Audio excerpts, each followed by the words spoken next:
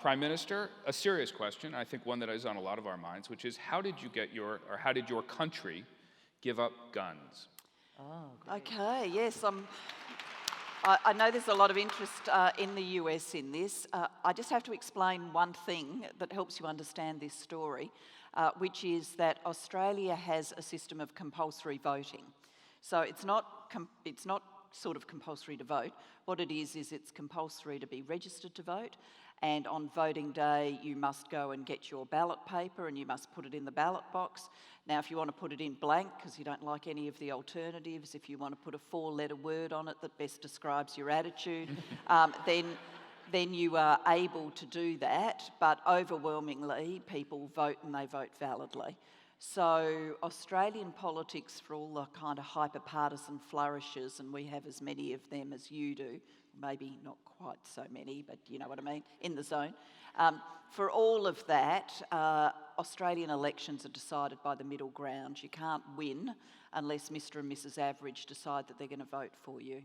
So against that backdrop, the history of our gun control laws is not long after a Conservative Prime Minister Howard, was elected in the mid-1990s, we had a horrific mass casualty shooting episode at a tourism facility in Tasmania called Port Arthur, where a disturbed man shot with a very high capacity weapon a large number of people, including children.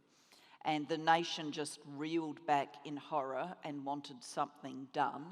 And Prime Minister Howard, in the aftermath, said that he would bring gun laws to the Parliament to tighten up ownership of guns. And the opposition, as we then were, my political party, said immediately, whatever Prime Minister Howard brings to the Parliament, we'll vote for it. So you had bipartisanship locked in. Now that was an act of true leadership by Prime Minister Howard and his then counterpart, Labor leader Kim Beazley, but it was also a recognition that Mr and Mrs Average decide Australian elections and they wanted change. And so the scheme that was brought in was basically you could only have a gun under very limited circumstances. So for example, farmers can have guns because they need them for vermin control and putting down stock. Sporting shooters can have guns, but basically no one else can. And if you are a sporting shooter, your gun has to be kept at a registered gun club under lock and key. If you're a farmer, you've got to keep your weapons under secure circumstances too.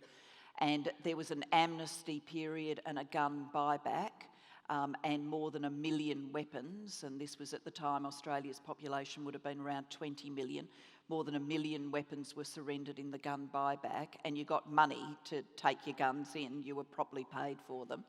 And the amount of money that cost, because it was quite a lot with 1 million weapons, there was a special levy on our taxation for a period to pay for the gun buyback. And the outcome of all of that is now there for all to see. If you compare death rates by firearms between Australia and the US, our death rate by firearms is per 100,000 is 1/10 of yours. And if you define a mass casualty shooting as a shooting of more than 4 people in an incident, which is the sort of used definition, we have not had a mass casualty shooting incident since. Wow.